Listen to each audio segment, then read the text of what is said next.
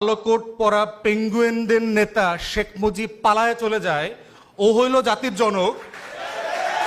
আর যে জীবনের ঝুঁকি নিয়ে নিজের কমান্ডারকে মাইরা বলতেছে যে আমি প্রতিবাদ করলাম, যুদ্ধ শুরু হইল, সে হইল পাকিস্তানের চর।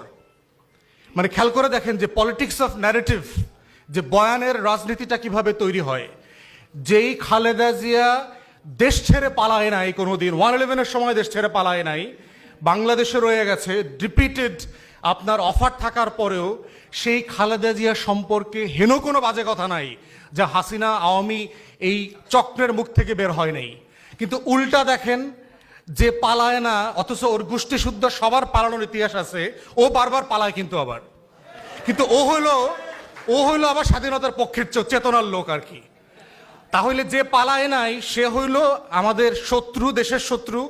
আর যে পালায় 111-এর সময় পালায়, সিস্টেম করে পালায়, আইসা আবার হইল এয়ারপোর্টে 111-এর কুশীলবদের সাথে চক্রান্ত করে দেশ বেচা দেয়, ও হইল স্বাধীনতার পক্ষের শক্তি।